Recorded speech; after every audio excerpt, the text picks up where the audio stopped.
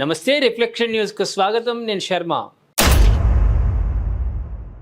ఇక్కడ వీళ్ళిద్దరు మోదీ ట్రంప్ ఈ సింబల్ ఖర్గే గారు చూస్తున్నారు వీళ్ళని.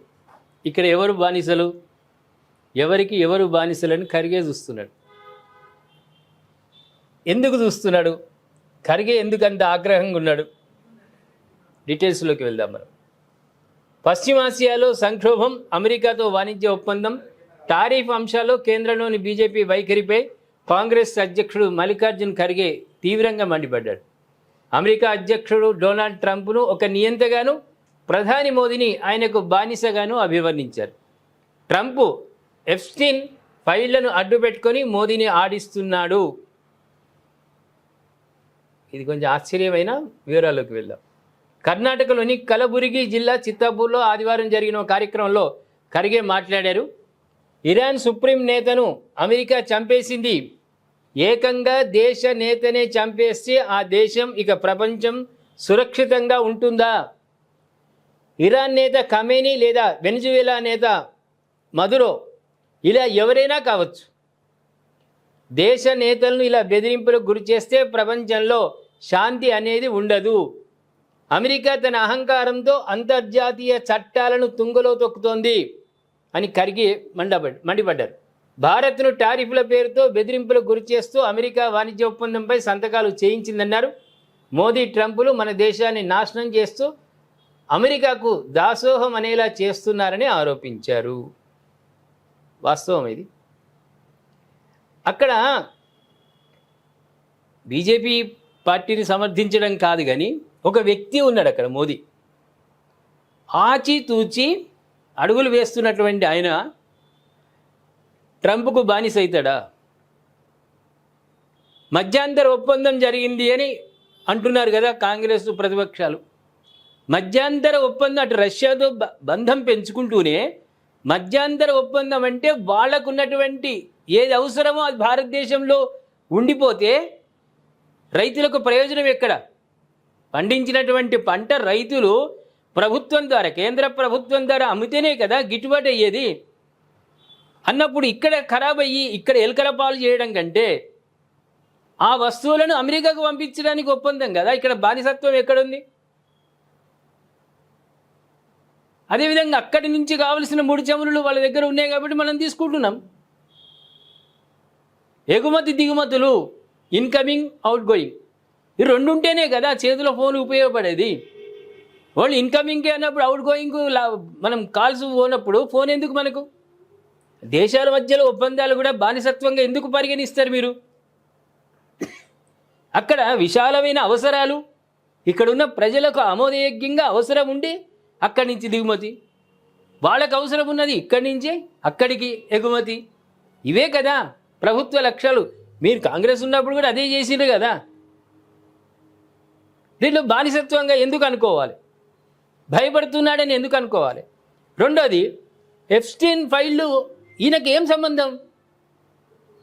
మోదీ గారికి వాటితో సంబంధం ఏమిటి? బిల్ గేట్స్ వాళ్ళకు ఉండొచ్చు, వాళ్ళ తండాటలు వాళ్ళు పడతారు, కోర్టులో పోతారు, విజయం సాధిస్తారా అపజయం సాధిస్తారా అది వాళ్ళకి. ఈయనకు అవసరం ఏముంది? వాటిని చూసి ఈయన భయపడాల్సిన అవసరం ఏమొచ్చింది? ఖర్గే గారు కొంచెం అర్థం చేసుకోండి.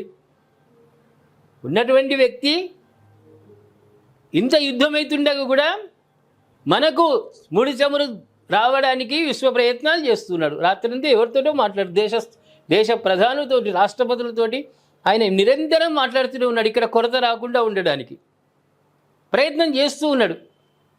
అలాంటప్పుడు ఇంత అమెరికా మొండితనం ఉన్నా కూడా రష్యా నుంచి ముడి చమురు తీసుకోమని అనుమతి ఇచ్చింది. అంటే మనం వాదించినటువంటి విషయం, మనం చెప్పిన విషయాన్ని అర్థం చేసుకునేటువంటి తత్వంలో ట్రంప్ ఉన్నాడు. భారతదేశం ఎప్పుడు కూడా తప్పు చెప్పదు, అవసరం అనుకుంటే ఏనాడు కూడా తల వంచదు. తల నరికేంత దమ్ము మన భారతదేశానికి ఉంది. మన భారతీయులు, ఈ గడ్డ మీద పుట్టినోళ్ళు ఎవరు కూడా తల వంచరు, తల వంచేటట్టు చేస్తారు. అటువంటిప్పుడు మనం బానిసలుగా ట్రంప్కు ఉన్నామంటే ఎట్లా? ఏమని అర్థం చేసుకుంటారు ప్రజలు? మోస్ట్ సీనియర్ కాంగ్రెస్ పార్టీకి అధ్యక్షుడివి నువ్వు, వాళ్ళకు బ్రహ్మవు నువ్వు. విశ్వామిత్రుడి నువ్వు ఇట్లా మాట్లాడితే ప్రజలు ఏమనుకోవాలి? మా ప్రేక్షకులు మాత్రం నిస్సంకోచంగా అభిప్రాయం గట్టిగా చెప్తారు. మీకు అనుకూలమే కావచ్చు, మోదీ గారికి అనుకూలమే కావచ్చు. ఏదైనా ఒక చిన్న ఎగ్జాంపుల్, మన ఇంటి పక్కన ఒక కుటుంబం ఉంది, అవసరాలు ఇచ్చిపుచ్చుకుంటూ ఉంటాం. ఇచ్చిపుచ్చుకునే ధోరణిలో ఉన్నప్పుడు వాళ్ళకు లొంగినట్టు మనమా? ఇరుగు పొరుగు అన్నప్పుడు ఎట్లా ఉంటుంది? సత్సంబంధాలు ఉంటాయి కదా. వాళ్ళకి అవసరాలు ఉన్నప్పుడు మనం అందిస్తాం, మనకు అవసరం ఉన్నప్పుడు వాళ్ళు అందిస్తారు. దేశాలు కూడా అంతే కదా. బ్రిటిష్ పాలన అయితే కాదు కదా మనది, ప్రజాస్వామ్య దేశం మనది. ఏ దేశంతోనైనా మనం మాట్లాడగలుగుతాం, వాదించగలుగుతాం, ప్రపంచాన్ని ఒప్పించగలుగుతాం. అదే శక్తి భారత్కుంది. అందులో ఈయన చేస్తున్నాడు దీంట్లో. కాబట్టి ప్రేక్షకులారా, మీ యొక్క కామెంట్ మాకు అవసరం. ఖర్గేను ఖండిస్తారా అంటే ఖర్గే మాటలను మీరు ఖండిస్తారా, లేకుంటే వాస్తవమేని అంటారా? ఇక్కడ మోదీ చేసినటువంటి ట్రంప్కు మధ్యాంతర ఒప్పందాలు ఇవన్నీ కూడా లొంగడానికైనా, ఇది ఒక బానిసగా ఉండడానికైనా? దయచేసి మీ విలువైన కామెంట్లు మాకు ఇప్పుడే ప్రారంభించండి. మాకు కావాల్సింది అది. భవిష్యత్తులో మళ్ళీ లైవ్లు యుద్ధం అవుతూ ఉన్న సమయంలో ప్రతిపక్షాల మాటలు, ప్రభుత్వ మాటలను నిలదీయడానికి సిద్ధంగా ఉంది రిఫ్లెక్షన్ న్యూస్. ఏ సైడ్ కూడా కాదు. మీ కామెంట్లు వస్తుంటే మాకు ఒక శక్తిని ఇస్తుంది. ఆ శక్తి ద్వారా మేము ఇంకా లైవ్ కార్యక్రమాలు చేయడానికి కూడా ఆస్కారం ఉంటుంది. అందులో మీతో కూడా మాట్లాడించే ప్రయత్నం చేస్తూ ఉంటాం నేరుగా. కాబట్టి ప్రేక్షకులారా, నేను చెప్పినటువంటి ఇష్యూ ఖర్గే, మోదీ, ట్రంప్ లొంగిపోయాడు అని ఖర్గే అంటున్నాడు. వాస్తవమా కాదా? మీ కామెంట్ రూపంలో మాకు తెలియజేయండి. అదేవిధంగా సబ్స్క్రైబ్ చేసుకోండి, షేర్ చేయండి.